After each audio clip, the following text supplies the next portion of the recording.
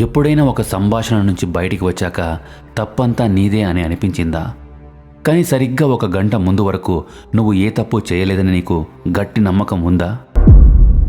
ఎప్పుడైనా ఎవరికైనా సారీ చెప్పి ఆ తర్వాత ఒంటరిగా కూర్చొని అసలు నేను దేనికి సారీ చెప్పాను అని గుర్తు తెచ్చుకోవడానికి ప్రయత్నించావా? ఒకవేళ అవును అంటే నీ జీవితంలో ఒక వ్యక్తి ఉన్నారు, ఇప్పటి వరకు నువ్వు తనకి పేరు పెట్టలేదు. ఈ వీడియో పూర్తి అయ్యేసరికి ఆ వ్యక్తికి ఒక పేరు ఉంటుంది. అంతేకాదు, అంతకంటే ఉపయోగకరమైనది నీకు ఒకటి దొరుకుతుంది. వారి లోపల ఉన్న ఆ ఇంజిన్ ఎలా పనిచేస్తుందో నీకు ఖచ్చితంగా అర్థమవుతుంది. ఒక్కసారి ఆ ఇంజిన్ నువ్వు చూసావా, ఇకపై ఇలాంటి వ్యక్తులను నువ్వు ఎప్పటికీ మునపటిలా చూడలేవు. Welcome to mental gym. వరి పొలాల్లో వానాకాలంలో ఒక రైతు వంగి పని చేస్తుంటాడు. ఆ అడుగున మట్టిలో ఒక చిన్న నల్లటి జీవి మాటు వేసి ఉంటుంది. దాని పేరు జలగ. దానికి కళ్ళు లేవు, బుద్ధి లేదు. తన పక్క నుంచి వెళ్ళే వెచ్చదనం కోసం ఎదురు చూడటం తప్ప దానికి ఎలాంటి ప్లాన్ లేదు. ఎవరైనా దగ్గరికి వస్తే అది చెయ్యి కావచ్చు, కాలు కావచ్చు, చప్పుడు కాకుండా అంటుకుంటుంది. రక్తం పీల్చడం మొదలు పెడుతుంది. రైతుకు ఏమీ తెలియదు. దాని లాలాజలంలో ఉండే ఒక మత్తు పదార్థం చర్మాన్ని మొద్దుబార్చేస్తుంది. తన శరీరం మీద ఇంకొక ప్రాణి బతుకుతోంది అన్న విషయం హోస్ట్కే తెలియనివ్వకుండా ఉండటమే దాని పని. రోజంతా పని ముగించుకొని రాత్రి బావి దగ్గర కాళ్ళు కడుక్కునేటప్పుడు మాత్రమే రైతుకు అది కనిపిస్తుంది. రక్తంతో నిండి ఉబ్బిపోయి బరువుగా ఉన్న ఆ జలగ రక్తం పీల్చడం పూర్తయ్యాక అది తనంతట తానుగా రాలిపోతుంది. ఇవి నీళ్లలోనే కాదు, మన మధ్య కూడా ఉంటాయి. రెండు కాళ్ళ మీద నడుస్తూ మనతోనే మాట్లాడుతూ మనకు అత్యంత సన్నిహితులుగా మారిపోయే జలగలు. ఈ వీడియోలో మనం చెప్పుకోబోయేది వాళ్ళ లోపల ఉండే ఆ ఇంజిన్ గురించి. ఎందుకంటే ఒక్కసారిగా ఆ ఇంజిన్ ఎలా ఉంటుందో నీకు తెలిస్తే ఒక గది నిండా జనాలు ఉన్న అలాంటి వ్యక్తిని నువ్వు ఈజీగా గుర్తుపట్టగలవు. ఇలాంటి వ్యక్తుల గురించి నీకు ఎవరూ చెప్పని విషయం ఒకటుంది. నీకు ఉన్నట్టుగా వాళ్ళకి ఒక స్వయం అంటే ఒక సెల్ఫ్ అనేది ఉండదు. నువ్వు ఒక గదిలోకి వెళ్ళినప్పుడు నీకంటూ కొన్ని ఇష్టాయిష్టాలు, భయాలు, నమ్మకాలు, నీకంటూ ఒక కథ, ఏది తప్పు ఏది ఒప్పు అనే విచక్షణ ఉంటాయి. వీటిలో కొన్నిటిపై నీకు సందేహం ఉండవచ్చు, కొన్నిటిపై నీ అభిప్రాయం మారవచ్చు. కానీ నీకంటూ ఒక కేంద్రం ఉంటుంది, ఒక సెంటర్ ఉంటుంది. అది నీది. జలగకు అలాంటి కేంద్రం ఉండదు. దానికి బదులుగా వాళ్ళలో ఒకటి ఉంటుంది. అది ఇతరుల అటెన్షన్ అనే ఆకలితో ఏర్పడిన ఒక పెద్ద మానసిక శూన్యం. వాళ్ళ లైఫ్లో ఎప్పుడూ ఒక వ్యాక్యూమ్ ఉంటుంది. వాళ్ళ ప్రవర్తనలో నువ్వు చూసే ప్రతిదీ ఆ వ్యాక్యూమ్ని నింపుకోవడానికి చేసే ప్రయత్నమే. ఒక్కసారి ఇది నీకు అర్థమైతే వారి వ్యక్తిత్వంలో ఇక రహస్యమేమీ ఉండదు. వాళ్ళ గురించి ఎప్పుడు గొప్పగా ఎందుకు మాట్లాడుకోవాలి, ఎందుకు ఆ వ్యాక్యూమ్కి ఆకలి ఎక్కువ, వాళ్ళకి ఎప్పుడు ఒక శత్రువు ఎందుకు ఉండాలి, ఎందుకంటే ఆ శత్రువు వల్ల వాళ్ళు ఒక హీరోలాగా కనిపిస్తారు. ఆ వ్యాక్యూమ్కి ఇలాంటి కథలంటే ఇష్టం. వాళ్ళ కోపానికి నువ్వు రియాక్ట్ అవ్వకపోతే వాళ్ళకి ఎందుకు అంత కోపంగా ఉంటుంది? ఎందుకంటే నువ్వు ప్రశాంతంగా ఉంటే ఆ జలగకి తాగడానికి ఏమీ ఉండదు.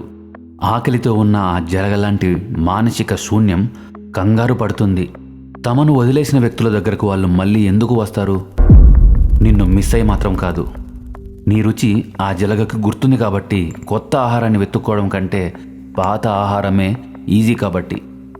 ఒక్కసారి ఆ జలగని నువ్వు గమనిస్తే ఇక వాళ్ళు చేసేదేది వింతగా అనిపించదు. వాళ్ళు చేసే ప్రతిదీ ఆ వ్యాక్యూమ్ని నింపుకోవడానికి చేసే ఆకలి పోరాటమే. మరి అలాంటి వ్యక్తులు నిన్ను అంటుకోకముందే వాళ్ళని ఎలా గుర్తుపట్టాలి, వాళ్ళని ఎలా గమనించాలో ఒక 5 డిఫరెంట్ టెక్నిక్స్ చెప్తాను. మొదటిది, వాళ్ళు చెప్పే గతకాలపు కథల్లో వాళ్ళు ఎప్పుడూ విలన్లు కారు. ప్రతి పాత లవర్ పిచ్చిది, ప్రతి పాత బాస్ అసమర్థుడు, వదిలేసి వెళ్ళిన ప్రతి స్నేహితుడు అసూయపరుడు. ఒక సాధారణ వ్యక్తి తన గతం గురించి మాట్లాడేటప్పుడు తను చేసిన తప్పులు, తను పశ్చాత్తాపపడే విషయాలు ఏదో ఒక సందర్భంలో చెబుతాడు. కానీ జలగ అలా చేయదు. ఎందుకంటే తన తప్పును ఒప్పుకోవడం అంటే ఆ మానసిక శూన్యంని గాయపరిచినట్టే. ఆ గాయాన్ని అది భరించలేదు. ఇక రెండవది, వాళ్ళు చాలా వేగంగా మీకు వెచ్చదనాన్ని చూపిస్తారు. 2 వారాల్లో విడదీయలేని స్నేహం, నెల రోజుల్లోనే సీరియస్ రిలేషన్షిప్, 3వ రోజే నువ్వు మా టీంలో అందరికంటే డిఫరెంట్ అని చెప్పే బాస్. ఇది బంధం కాదు, ఇది లాలాజలం. సాధారణ వ్యక్తికి సమయం పడుతుంది, ఎందుకంటే వాళ్ళకంటూ ఒక స్వయం ఉంటుంది, దాన్ని మెల్లగా చూపించాలి. జలగకు చూపించడానికి ఏమీ లేదు, అందుకే నేరుగా నిన్ను సొంతం చేసుకోవడానికి ప్రయత్నిస్తుంది. 3, వాళ్ళు సెంటర్ ఆఫ్ అటెన్షన్ కానప్పుడు ఆ గదిలో ఏం జరుగుతుందో గమనించు. ఒక సాధారణ వ్యక్తి వేరే ఎవరినైనా పొగుడుతున్నప్పుడు ప్రశాంతంగా వెనుక కూర్చుని సంతోషించగలడు. కానీ జలగ అలా చేయలేదు. వాళ్ళు ఏదో ఒక రకంగా టాపిక్ మారుస్తారు, ఒక జోక్ వేసి విషయాన్ని పక్కదారి పట్టించడం, లైమ్లైట్ మళ్ళీ తమ మీదకు వచ్చేలా ఒక కథ చెప్పడం, లేదా ఒక చిన్న కామెంట్తో ఎదుటివారి సంతోషాన్ని తగ్గించడం. వాళ్ళు ఓపికగా ఉండలేరు. జలగకి ఆహారం దొరకని చోట అది ఉండలేదు. 4వది, వాళ్ళతో సమయం గడిపిన తర్వాత నీ మనసును కాదు, నీ శరీరాన్ని గమనించు. సాధారణ వ్యక్తితో మాట్లాడితే నీకు ఎనర్జీ వస్తుంది, లేదా ప్రశాంతంగా అలసిపోతావు.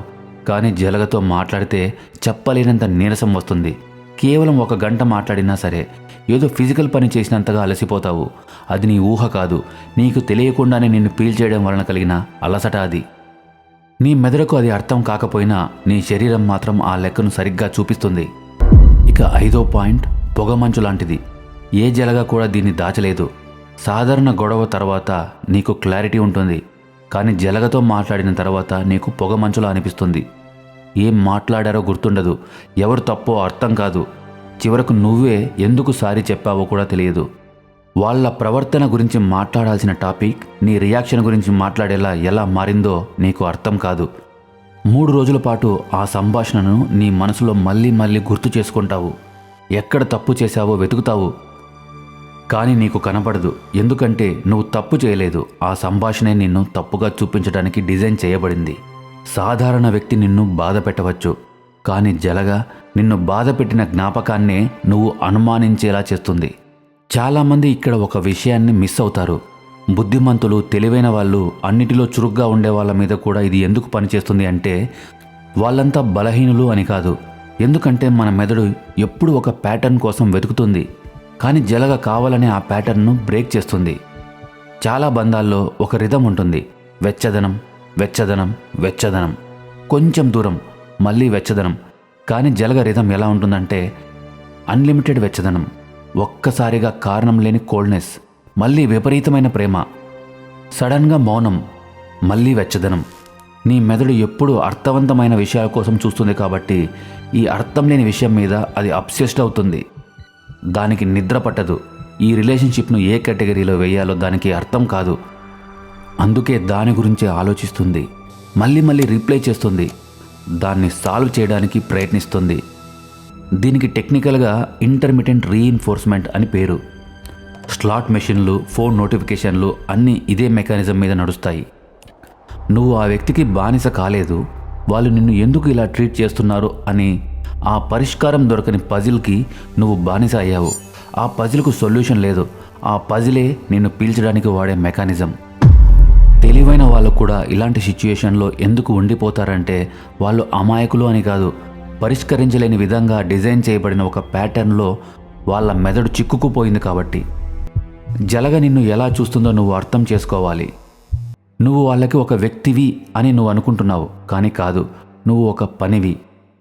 వాళ్ళ ప్రపంచంలో మనుషులు అంటే వాళ్ళ అభిప్రాయాలు, జీవితాలు ఉన్న స్వతంత్ర వ్యక్తులు కాదు, వాళ్ళు కేవలం ఉపయోగపడే కేటగిరీస్.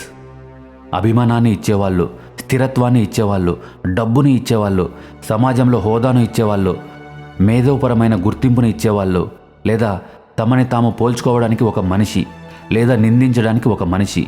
ఒకవేళ నువ్వు చాలా ఏళ్ళుగా జలగకు దగ్గరగా ఉంటే నువ్వు ఏ కేటగిరీలో ఉన్నావో నువ్వు అడుగు, నీకు వెంటనే అర్థమవుతుంది.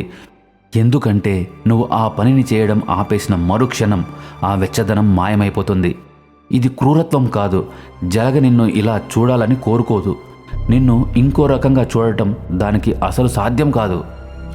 వాళ్ళ ఆకలికి కేవలం ఆహారం మాత్రమే కనిపిస్తుంది, ఇంకేది కనిపించదు. నువ్వు ఎప్పుడైతే ఇది అర్థం చేసుకుంటావో నువ్వు వాళ్ళకెవరికి అన్యాయం చేయడం లేదని, నువ్వు తప్పుడు స్నేహితుడివో తప్పుడు పార్ట్నర్వో కావని, కేవలం ఒక తప్పుడు కేటగిరీలో చిక్కుకున్నావని నీకు అర్థమైన రోజు నీ లోపల ఏదో ఒకటి విడుదలవుతుంది. ఆ విడుదలే నీ జీవితం నీకు తిరిగి రావడానికి మొదటి మెట్టు. నువ్వు వాళ్ళని నిలదీయక్కర్లేదు, ఎక్స్పోజ్ చేయక్కర్లేదు. చివరి వాదనలో నువ్వు గెలవాల్సిన అవసరం లేదు. అసలు చివరి వాదన అనేదే ఉండదు. ఎందుకంటే నీ నుండి కావాల్సింది దొరకడం ఆగిపోయిన మరుక్షణం వాళ్ళు ఇంకొక సప్లయర్ దగ్గరకు వెళ్ళిపోతారు. బయట ప్రపంచానికి వాళ్ళు పాతలాగే కనిపిస్తారు. అది పర్లేదు, వాళ్ళని ఉండనివ్వు. నువ్వు చేయాల్సింది ఇది: వాదించడం ఆపేయి, వివరించడం ఆపేయి. నువ్వు పడుతున్న బాధని వాళ్ళకి అర్థం చేయించాలని చూడకు. ఎందుకంటే వాళ్ళలోని ఆ మానసిక శూన్యత చూడలేదు. ఆ వ్యాక్యూమ్ చూడటానికి పుట్టలేదు, అది తాగడానికి పుట్టింది. వాళ్ళు పంపే పొడవాటి మెసేజ్లకి 3 చిన్న వాక్యాల్లో రిప్లై ఇవ్వు. గదిలో నుంచి త్వరగా బయటికి వచ్చేయి. నువ్వు కాల్ చేయడం ఆపేయి.